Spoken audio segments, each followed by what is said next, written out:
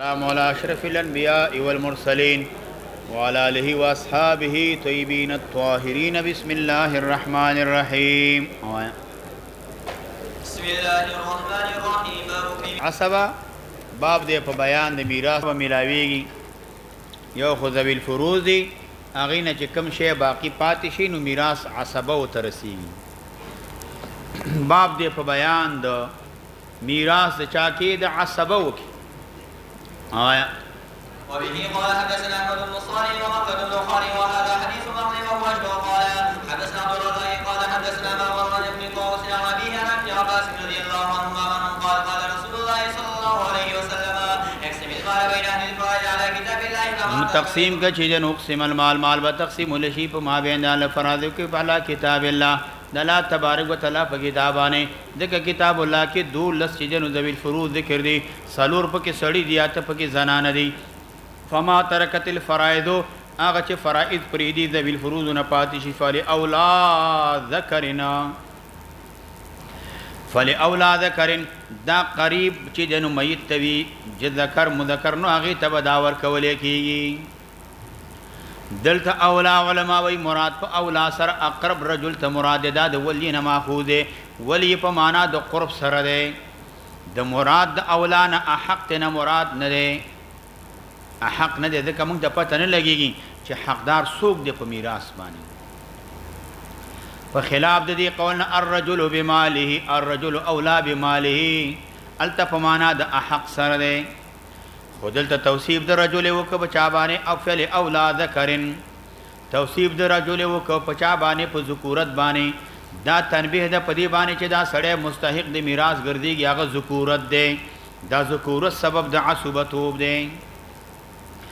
دا ذکورت دا سبب د ترجیح دی پچا کې په میراث کې نو دی وجنا د مذکر د پاره حظ الانثیین دا ګرځول شوی دی. او حکمت پکې دا دی چې سړی ته ځکه میراث ورکړه ذوی الفروض نو وروسته سړو ته ډېر مشقتونه پیښیږي تکلیفونه ورته پیښیږي. اهل عیال خرچه پچا دا په سړی باندې دا ملمانه پچا دی په سړی باندې دي تاوانونه راځي په سړی باندې دي جرګې مرکې په سړی باندې دي مواسا سائلینو هغې ته چې نو غریبانانو ته پیسې ورکې سړی به دا ورکوي غرامات دي تاوانونه دي دیات دي کفارات دي دا ټول پچا باندې دي په سړی باندې دي. دی حدیث نه توریث د چا د عصباتو دا معلومیږي. ټول علماء په دې باندې اجماع ده چې ما بقیه د فروض نه د عصباتو د پاره کیږي. ذوی الفروض نه کم مال پاتې شي دغه مال به عصباتو ته ملاويږي. عصباتو ته چاته ملاويږي شریعت حکم دادی یقدم الاقرب فالاقرب چې کم قریب یا غمخ کې کا عصب بعید ته په وخت د وجود د عصبه قریب کې سم ملاويږي نه. مثلا یو سړی هغه لور پرې خلا مرشي وی لور پاتې دا بل ورور پاتې دی او بل تر پاتې دی. لور ورور تر میراث چې تقسیمې د بنت د پاره نسب دی دا ورته فرضن ورکا فإن كانت واحدة فلها النصف او پاتې شو دا باقی مال د چا د پاره دی د ورور د پاره دی دا د ورور د پاره شو. او ولا شیء للعم د تر د پاره اس نه ملاويږي فرضن ورور تور کا باقی لور تور کا باقی ورور ته پاتره ځکه دا عصبه دا اغه نه بعد تر د پاره اچ نه کیږي ځکه عصبه قریب موجود د چورور دی نو تر ته ملاويږي نه. یا یو سړی د مرشد لوري پرې خدلا امدارنګ خور پرې خدل ابوین او ورور پرې خدل ابنا لابوین یا لابن نو جمهور علما دا وی بند پارا نسب دے ولی فإن كان واحدة فلها النصف او باقی د خور د پارا دے ځکه هغه څنګه ده لابن و امن دا ولا شیء للاخ ولا شیء للاخ. جمهور علماوی اگر که ابن عباس وی بند پارا نسب دے باقی د اخ د پارا دے خور د پارا نه دے. دا توصیف د رجل سره ذکر چې دنو دا قید کې خدا او لاولا رجلین ذکرین دا به قریب میت ته ملاویږي ذکر من جهات الرجل سلبی چې سوبی هغه ته ملاویږي د جهاد د بطن او رحم نه فلأولى رجل ذکر دا رجل سره دې سره د اولویت چې قید کې خود دا دلیل په دې باندې کوي کچې ته دا قریب وی نږدې وی جهاد د امنا هغه ته میراث نه ملاويږي لکه ماما د جهاد د امنا دې ته میراث ملاويږي نه دا رجل ذکرین جهاد د سړینا د دې سلبي او د دې چې دانو خپل ولی د سړی د طرف نه وی هغه ته بدا ملاويږي نو دی وجنه بعضی دا ذکر قید کی خود اشاره کوي نفي د چا د نساء وتا عصبتو اگر کدا ډیر قریبی ویني دی وی مړی تا د جهاد د سلوی اونا اگر کډیر قریبی نه زنا ذکر ته ملاوي مذکر ته چې مذکر ته نږدې وی قریبی سلبی وی نو دا به هغه ته ملاوي او چې عصبه قریب موجود وي نو بعید ته ضرورت نشته هغه ته ملاويږي نه او چې د جهاد د پلار طرف نوي که د مور طرف نوي هغه ته نه ملاوي باب دې په بیان میراث ذوی رحمه کې ذوی رحمه هغه قارب دي چې دی ذوی سهم نوي همدارنګه عصبم نوي ذوی الفروض هم ندي عصبم ندي دي ته ذوی الارحام ویل کېږي وبه قال حدثنا حفص بن عمر قال حدثنا شعبة عن بدين عن علي بن ابي طلحة عن راشد بن سعد عن ابي عامر عن المقدام رضي الله تعالى عنه قال قال رسول الله صلى الله عليه وسلم من ترك كلا مراد عيال دينتنا مراد فإليا فموكول إلي أنا أرعاهم وأحفظهم دا ما تسپار لشوي ذي رعايتكم مدد دي حفاظتكما وربما قال بي ونبي صلى الله عليه وسلم لله ولا رسوله ومن ترك مالا چا مال پر خود فلورثته دا ملاويږي ورثه ولرا سوچ وارثان دي اغه ته ملاويږي ورثه ولرا او بل رت کلا دي فلورثته عصبه من كانوا چې سوغوي مراتنا عصبه او ان اغه ورثه مراد دي چې لا چینو هر سوق چې وی اغه ته مراد او سوی دلته مراد نه قرابت د رجل مراد دي چې د میت طرف نه دي قریبان خپلوانوي په پلار کې ولو علا بیا نبی له سلام وانا وارث من لا وارث له زوارث مد اغه چا هغه د پاره وارث نوي کله وارث موجود نوي دا قاربنا وراثت د پیغمبر علیہ السلام دی لره په اعتبار د بیت المال سره ده معنا زوارث مسړې ملشو قریب نشتره نو دا بیت المال کې دا مال پرې خودل شي ځکه انسان ملشي او دا وارث پرې نه دی اهل قرابت نه اهل قرابت هم نشتره ذویل فروض هم نشتره عصبات هم نشتره امدارنګا سببي هم نشتره ذویل ارحام هم نشتره نو د دې مال په بیت المال کې خودل شي انسان ملشي اهل قرابت به کې څوک پاتې نه دي ذویل فروض نه لري عصبات نه لري سببي نه لري نسبي نه لري خزمړه شو خاوند نشته خاوند مو خته نسبیم نشته ذویل ارحام نشته د دې مال په پچا کې بیت المال کې خودل شي فاتح شو په توریث د چا کې ذویل ارحام کې د اختلاف د فمابین د صحابه او تابعین او فقها او ائمه مجتهدین په مابین کې صحابه کې حضرت علی رضی الله عنه عبد الله بن مسعود ابن عباس و غیره وی د توریث چې کوم نه دا شته دي ذویل ارحام دا میراث وړي شي زید ابن ثابت رضی الله عنه عبد الله ابن عباس یو روایت هغه وینا ذویل ارحام میراث دان نشي وړي تابعون کې شریح حسن بصری علامه ابن سیرین دی قائل توریث سعید بن مصعب سعید بن جبیر قائل د عدم توریث دی فقها او امام ابو حنیفه امام محمد امام ظفر رحمه الله عیسی ابن ابان اغه دا وی توریث قائل دی سفیان ثوری امام مالک شافعی دی قائل د عدم توریث دی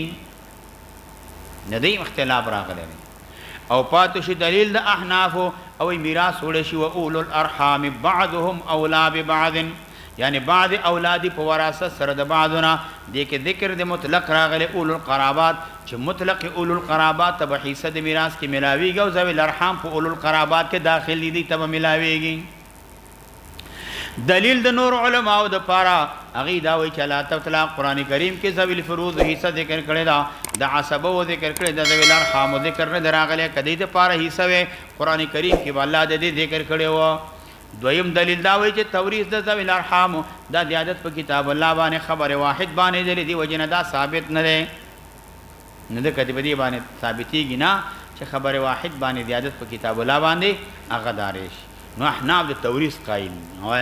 أعقل له وارثه والخال وارث من لا وارث له اعقل له زدیت ورکوم د دینا وارثه کوارث ولرنی دا قاربنا زد دی میراث ورما کا قاربن سوق نمی وایا والخال وارث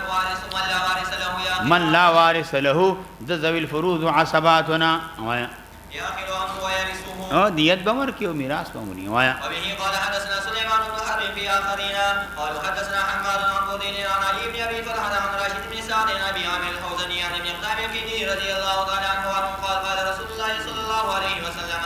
أنا أولى بكل مؤمن من نفسي فمن ترك دينا انا اولا د اقرب ما د احق ما نبی علیہ السلام فرمائی بی کل مومن من نفسه دا غید زاننا امام نبی رحم اللہ وی مقصد دار نبی علیہ السلام با دیو چی دینو د مسلمانانو د صحابه کرام مسلمانانو د مصالح د مال د مسلمانانو نه حاجتونه پورا کولا یا خالص د مال د نفس نه پورا کولا دا قضا یا واجب او نبی علیہ السلام باندې یا نبی علیہ السلام تبرع احسان کولا نو دیو جن علماء اختلاف کړي دي یو سړی باندې قرض دې مړ شو قرض په باندې دي بعض علماء وی بیت المال نه بد دي قرض ادا کیږي بعض واجب دي بعض وی ناواجب نه دي نبی علیہ الصلوۃ والسلام د دې حدیث معنا دادا انا قائم ز قائم په مصالح استاد باندې په حیات کې په موت کې انا ولی ز استاد تصرف کوون کې په دواړه حالونو کې کتابانه قرض وی نو دی پورا کوم من عندي کمال د پرې نه خد کمال د پرې خد دا مال د ورثه او د پاره د دایو شیم نه اخلما که اهل عیال د پرې خل محتاجین و ضایع کېدلا نو د دې نفقه مؤونت په ما باندې ده دا بز کوم علامه کرمانی وای چې قضا د دین د معسر میت دا د خصوصیت د نبی له صلوات والسلام نبی علیہ السلام به دا پورا کولا سو وینا دا د بیت المال نه پورا کولا نبی علیہ السلام د مسلمانانو دا غي مصالح حیا و میتا په دواړه حالونو کې نبی اولاد زتا سړي قریب تاسو نذیما زستا خیر خوای کوم استاسه مصالح لټوم وایا فمن ترك دينا او ضيعا فإليه زه اهل عیال ته ویل کی دینه تعبیر په ځای سره کی اهل عیال نو دی وجنا نبی علیہ السلام فرمائی چې زه اهل عیال پرې دي دین پرې دي فإلی حفظه ما تر حفاظت د دین په ابتدا اول کې وجه کوم سړی صحابي وفات شو نبی علیہ السلام به مونږ په نه کوله چې دا قرضدار زجرن و توبیخن الله فتوحات را وصل نبی علیہ السلام به قرضونه ادا کوله دا خصوصیت د نبی علیہ السلام نن رات کا بیت المال نسوک ادا کی ډیره خبره ده خو لیکن دا واجب نه دی زیع اهل عیال ته ویل کیږي چې محتاجون وي ضایع کیږي نو دی وجنا دلته دا زیع توصیف د ورثو د میت او قبل مصدر باندې اشاره دی ته ده چې اولاد چې سړی پریدي عیال پریدي زو زیع عند لا شیء لهم فاتح شو هیڅ شی هم د دې لپاره نشته اصل کې دا زیع هغه شی د پاره استعمالي ما يعرض للزیع چې کم شی ضایع کېدل د پاره پیش کولی شي خدلته مراد نه اهل عیال داته نه مراد ده چې زیع په ځکه اهل عیال دا په منزله د چا ضایع کېدل باندې فإلیا نو دی وجنا چې دا ما ته چې کله الله وعده وکړه فتوحات د کسرا قیصر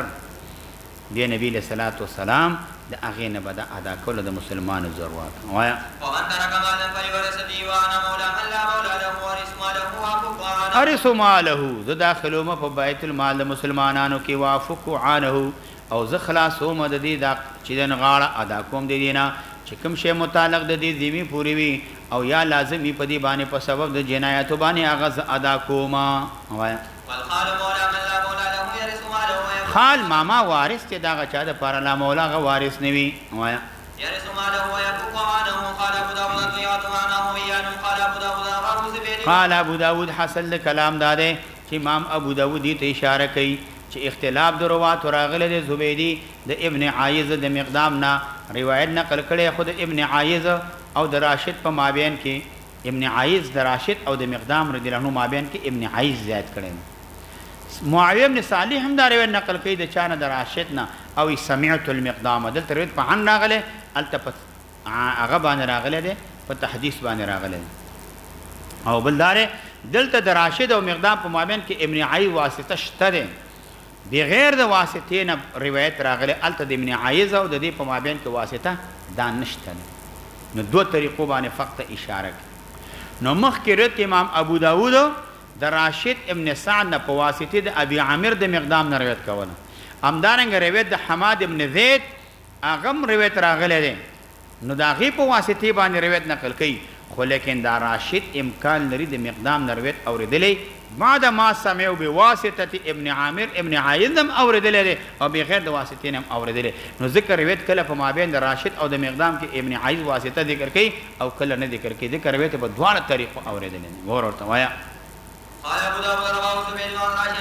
عن ابن عايذ عن المقدام او راشد او د مقدام مابین کې ابن عايذ راغی او روایت په عن نقل وایا ورواه معاويه بن صالح عن راشد قال سمعت او راشد ابن عايذ واسطه شتنا او بل الت عن رغه دلته تحديد سمعت المقدام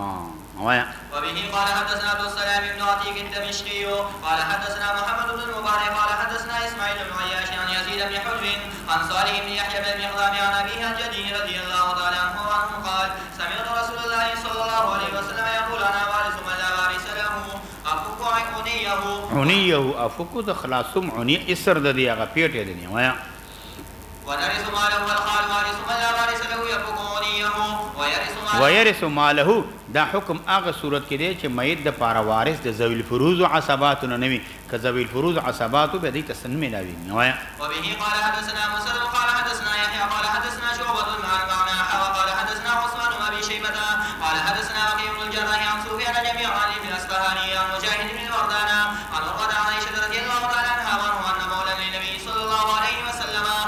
ما ترك شيء ولم يدع یو عتیق غلام د نبی مرشو یو ولم وترک شيئا یو مال پرې خدن وایا ولم يدع ولا حبيبا ولا هني بچیونه س قریب وایا قال رسول الله صلى الله عليه وسلم اعطوا ميراثه رجلا من اهل قريته من اهل قريته نو دی وجنا بعض علماء دا تصدق ترفق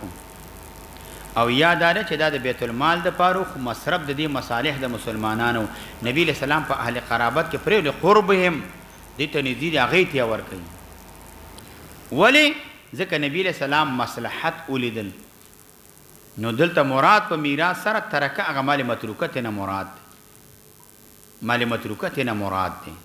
یا داخل د عصبه د میت کې داخلو نو ځکه نبی له سلام له دې ته ور کوي قال ابو داود وحديث سفيان تمو وقال مسدد قال وقال النبي صلى الله عليه وسلم ها هنا احد من اهل ارضه هل ها هنا هذا بدازمي دلته سوق شتري اهل ارضي د زمکه وانه قالوا نعم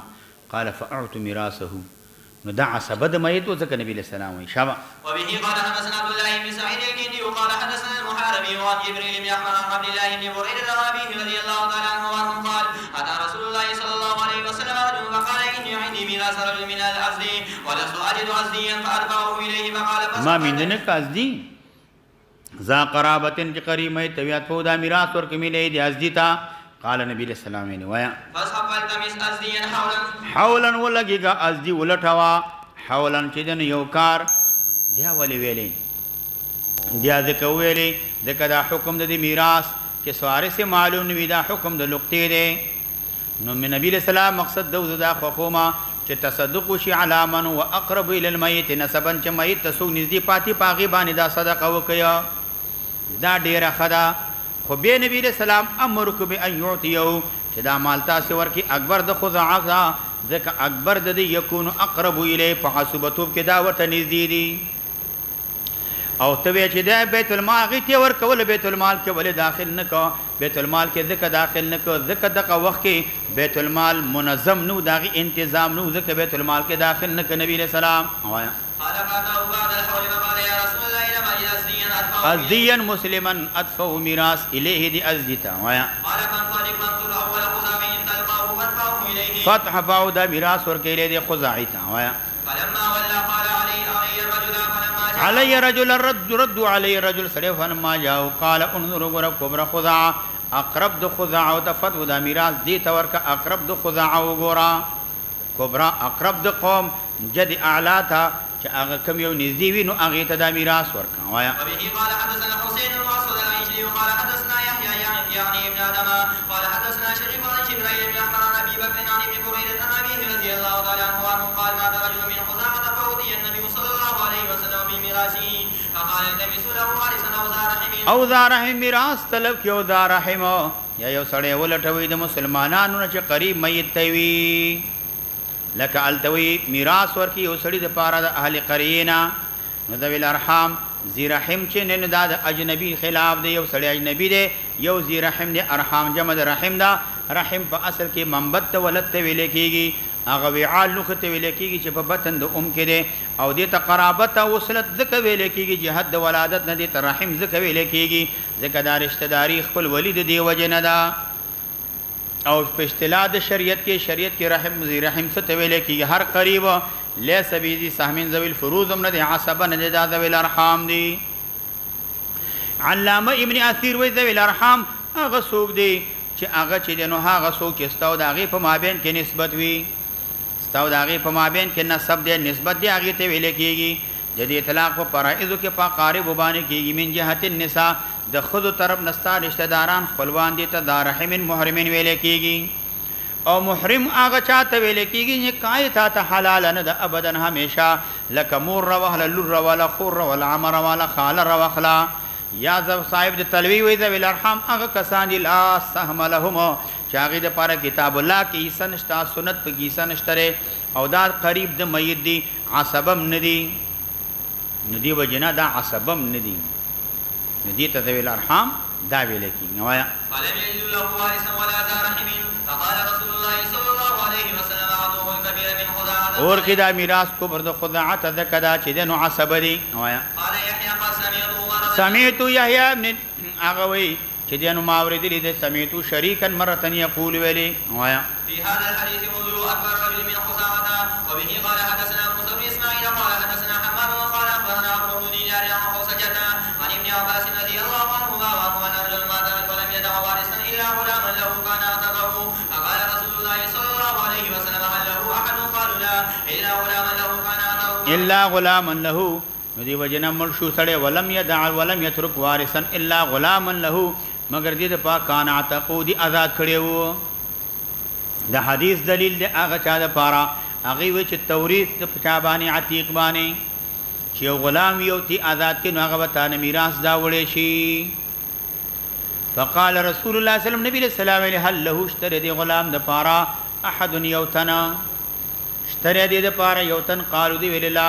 نشتری هغې دپاره هل له اشتری دی رجل دپاره احد یو تن قالو دی ویل لا غلاما له کان اعتق دی آزاد کړي فجعل رسول سلام میراث له دی غلام ته ورکه. لیکن منګ ویو دا غلام ته میراث نه ملاویږي. نبی علیہ السلام چې ورکړی حدیث نه جواب کو دا هغه مال دی چې هغې دپاره وارث مطلقا نه وي مال دی وارث ولره مطلقا نشته دی دا به ته ورکې چاته په طریقې د تصدق علیه باندې جانب د امام نه چې متولی د بیت المال دی ځکه دا مال د چا د دې سړي دا چې دی نو دا به کېښودلی کېږي بیت المال کې مګر دومره خبره ده دا عبد معتق چې کوم دی دا میراث چې دی نو د خپل مولا نوري دا خبره نه ده بلکې دا تصدق کړی دی امام بادشاہ کولی شي دا مال له واخلي او دا چاته ورکړي د بیت المال نه هغه په خپل ذمې باندې واخلي او هغه استعمال کړي. وایا باب دی په بیان د میراث د چا د ابن ملاعنې کې. ابن ملاعنه زوی د ملاعنې ملاعنه هغه ښځې ته ویل کېږي چې لعان واقع شوي د ښځې او د خاوند په مابین کې. مقصود د دې نه دا دی بیان د دې خبرې کوي چې دی وجنا په زمنو کې بعد زوی د ملاعنې د دې میراث چا ته ملاویږي څوک به میراث وړي د ملاعنې نه په زمنو کې. په دې مسله کې اختلاف د امام مالک رحمه الله وایي ما ته دا خبره رسېدلې ده عروبه به ویلې په ولد د ملاعنې ولد زنا کې چې یو ښځه د لعان واقع شو د هغې زوی دی ښځې سره زنا وشوه د هغې بچی دی کله مړ شي وورثت ام حقها د ملاعنې او د ولد زنا حقدار چې کوم دی دا مور ده دا مور دی حقدار ده او د دې نه باقي چې کوم دی مولا ابي ان کان مولاه او کچې ته دا عربی وي او د دې حق دا شته دی چې هغې ته چې دنو دا میراث دا ورکړي. بے ممالک رحمه الله وی او همدارنګه علماء د اهل خار په دې باندې دي چې د میراث مور ته ملاويږي، ولد زنا ولد ملعنی د دې میراث زوی ته چې دنو دا ملاويږي. دا د ابن عباس زید ابن ثابت د دې رایه. علی رضی الله عنه عبد الله ابن مسعود هغه دا وی چې میراث بدی ته ملاويږي مور ته، خو مور نه چې کوم مال پاتې شي دا به ملاويږي عصبه د مور ته، چې زار رحم پرې نو خدای بیا به میراث عصبه د مور ته ملاويږي. نو او کده دینه مال زیاتی شو به ته بدی ته واپس رد کولی شي.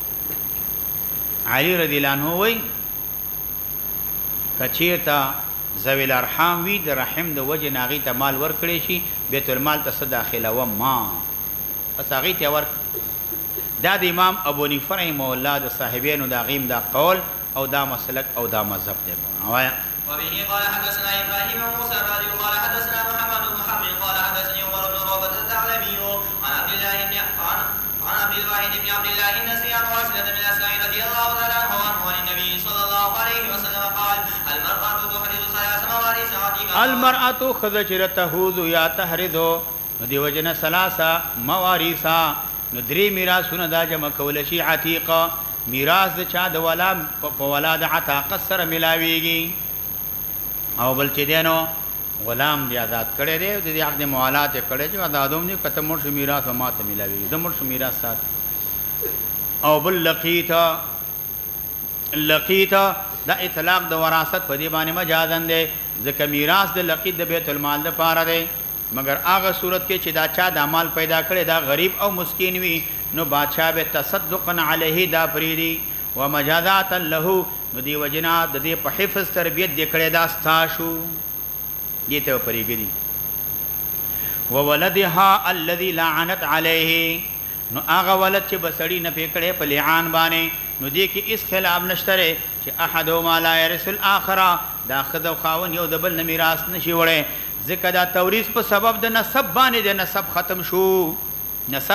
ختم شو او نسبت من جهه النسب چې جنو ثابتېږي من جهه الام هغه ثابت دی و توارثان دا زوی د مور نه میراث وړي شي مور د زوی نه ځکه دا خو یقینا دا غي بچي دی. وایا وبه قال حدثنا محمود بن خالد وموسى بن عامر قال حدثنا الوليد قال حدثنا ابن جابر قال حدثنا مكحول قال جعل رسول الله صلى الله عليه وسلم ميراث ابن ملاعنة لأمه ولورثتها من بعدها ومن بعدها بعد موتها. وایا وبه قال حدثنا موسى بن عامر قال حدثنا الوليد قال اخبرني عيسى بن محمد العلاء بن الحارث عن عمرو بن شعيب عن ابيه عن جده رضي الله تعالى عنه عن النبي صلى الله عليه وسلم مثله. شما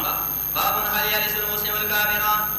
ایا مسلمان د کافر نه میراث وړي شي کني چھوڑے مسلمان د کافر نه کافر د مسلمان نه. وایا وبه قال حدثنا مسدد قال حدثنا سفيان عن الزهري عن علي بن حسين عن عمرو بن عثمان عن اسامه بن زيد رضي الله عنهما وعن النبي صلى الله عليه وسلم لا يرث المسلم الكافر ولا الكافر المسلم. میراث نه چھوڑے مسلمان د کافر نه کافر د مسلمان نه.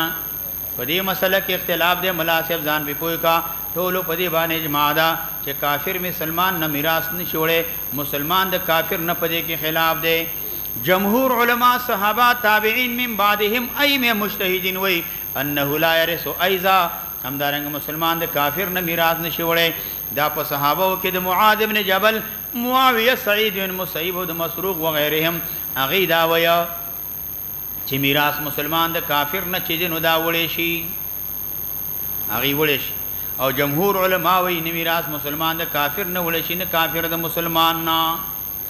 د هغه ائمه او صحابه او د پاره دلیل دار او الاسلام يعلو ولا يعلى عليه اسلام بټول باندې فوقي بل شی دی باندې پورته کېدل نه شي. جمهور علما وی نه نشي وړي د کدا حدیث صحیح صریح د پاره دلیل له او کتب الاسلام يعلو دلته مراد د دین فضیلت د اسلام ته اشاره ده. اسلام ته الله فضیلت ورکړي په ټولو ادیانو دینونو باندې. دلته تعارض میراث د پاره نشته ده او نص صریح التراغله ده. فاتش مرتد دا میراث نشوړي د مسلمان نه بل اجماع او مسلمان چې کوم دی دا میراث نشي وړي د چانه د مرتد نه. امام شافعی مالک ربيعه ابن ابي ليلى وغيرهم دا وی دا مال د مرتد به دا مسلمانانو د پاره غنیمت وی. امام ابو حنیفه امام اوزاعی ساق ابن راوی او دا وی میراث به وړي شي د مرتد نه ورثه د مسلمانان. دا روایت د عبد الله ابن مسعود نم راغلی علی رضی الله عنه نم راغلی جماعت د سلفنا خو امام ثوری امام ابو حنیفه رحم الله وی چې کوم شیان دي ګټلی پرېتت کې دا د مسلمانانو د پاره دي او بعض وی دا د ورثو د مسلمانانو د پاره دي پاتش توحید د کافرانو دلګانو په خپل مابین کې يهودي نصراني مجوسي کافر وغيرها ما د یو بل سره میراث وړي شي امام شافعی رحم الله هغه د امام ابو حنیفه غي وینا چې دنو دا وړي شي امام مالک رحم الله منکه کافر خپل میان کې یو بل نه میراث دا وړي نشي خو امام مالک رحم الله وی میراث به حربي د زمينه نوري زمي د حربي نه بدا نوري البته که حربيان یو بل نه میراث وړي شي که زميانو یو بل نه میراث دا وړي شي دا وړي شي دا اختلاف پکې راغلی نه وایا وبه قال حدثنا احمد بن محمد قال حدثنا عبد الرزاق قال حدثنا معمر عن الزهري عن علي بن حسين عن عمرو بن عثمان عن اسامه بن زيد رضي الله تعالى عنهما وعنهم قال قلت يا رسول الله اين تنزل غدا في حجته اين تنزل في اي دارك غدا في حجته دا في حجته دا متعلق ده پچا پوری پدی قول پر قلت له في زمن حجته په زمانه د حج کې مورته وایا قال وهل ترك لنا عقيل منزل هل ترک پرخه موږ د پاره عقیل ابن ابي طالب منزلن منزل د کم چې حاصلو ترک د ابي طالب د منازل نه ټولي خرڅ کړی دي موږ د پاره سپرخه نه دي وایا ثم قال نحن لازم ابي خيب بني كنانه حيث قسمت قريش على الكفر حيث قاسمت قسمونه خوري قريش په کفر باندې یعنی مراد نه محسب مراد د یو ذری قریب مکه مکرمه تھا ما سوا د معلان ده په ما بین د مکه او د مینا کې دا یو ذری وذاک دا خبره ثابت لري چې بني کنانه او دی قسم کړي قريش باندې قسم کړي قريش په بني هاشم باندې اقتصادي بندي دی لګولو الله يناكحهم دې سره باندې کان کوي ولا يبايعهم دې سره غسل خرڅول باندې کوي ولا يؤهم فنا بنشي ورکولې فنا بم نور کې قال زهري وي والخيف وادي خپل تویل کېږي دې قسم خورلو په اخراج د نبی له سلام بني هاشم بني عبد المطلب مکه مکرمه نه د شعب ابي طالب تھا دې تخيف د بني کنانه ویل کېږي او مکتوب التولي کلا دې کې انواع د اباطل لیکلي اقتصادي بندي لګوس کافران د لگان چې دا وي تابانه دا بندي زیتا باندې دا بندي دي یو بی غیرت بی خوند د بی خوند مسلمان نه پیدا نشو چې هغه چې ما باندې دا بندي دي پتا باندې دا بندي دي و بی خوند بی غیرت مسلمان دریاب تا سره دي تیل تا سره دي تیل بن کا کافران تیاری دا ټول کافران بجم شتا ته سلامونه کوي خود ځان کې نر پر نر توب ځان کې پیدا کا کته د خنورم علامې د نر دي داستا علامه معتبر نه ده کدا ټول کارونه د خزې کې خو کاش کې چې دغه شی درنه الله واخلي د خزې دا شی پتا باندې ولګيږي ډیر خون به وکي چې دا نر اطلاق پتا باندې نه کیږي خلو دا نر دی دومره بی غیرت دی ځان ته نر یو کار چې دنه د خزو کې ته ولګوا ورته تیل نه در کوم امریکا به دومره تیزونه واچي چې د سمندر به هم ټینګ نکي چې تیل نه در کوم وته دریابي لار نه در کوم ته په ما تیریږي چرال زبتا سره ګورم ما سره سنشته دی دا دی واغه ټکنالوژي دی خرق وسه د اوسه دا ټکنالوژي تم پیدا ک دنیا پیسې تا سره دي دنیا دولت تا سره دی یو خزو کې 15 میاشتو ته او بیا اتلس نیم زره کروڑه ریال واغه بنگاله ورته جوړه د اوسه خو په دغه باندې واله نه ټکنالوژي برابر کړه واعد لهم ما استطعتم حکم کافر ته خو نه دلت د اوسه دا خو تا مسلمان ته دی بی غیرت ته ځان د برابر کا ټکنالوژي کنه دا برابر کا او کافر ته دا یو حال د مسلمان دی هغه وی پلانی مل سره تجارت کوم ابل سره مکو نکم د سبر پیږي لړزيږي با نعوذ بالله چې ذلیل سلام سرته ناس آزاد تجارت کا برې دتاو کا د اوسی مکو آزاد تجارت چا سره تجارت کې چا سره خبرت کې مغي سره کا وکنه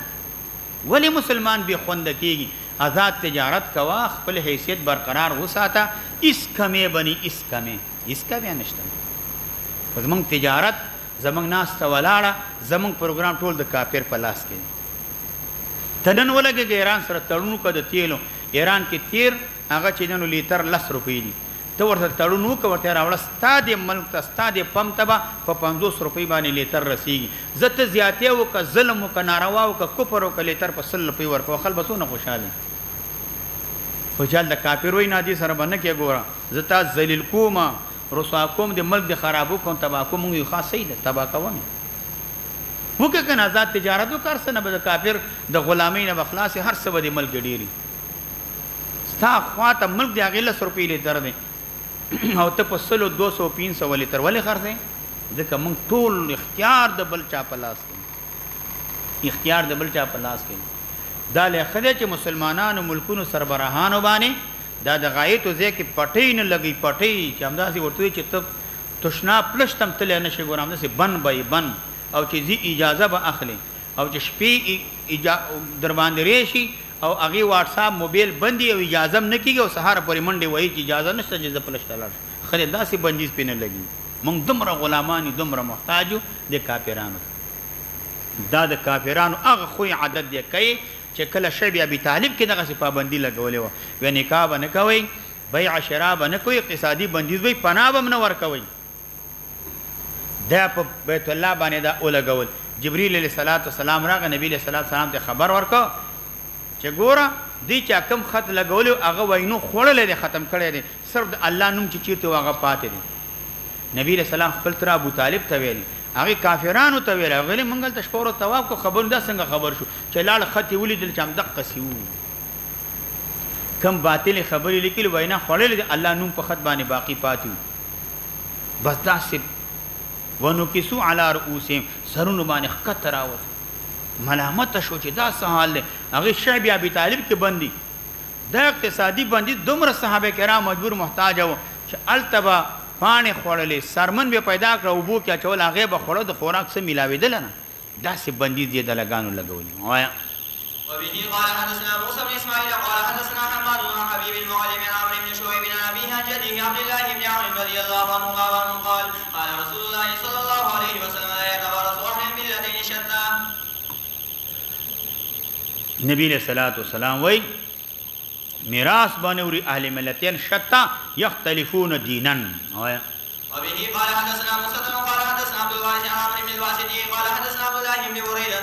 أن أخوين اقتسما إلى يحيى بن يعياهما يهودي ومسلم وورث المسلم منهما وقال فورث المسلم جعل المسلم وارثا منهما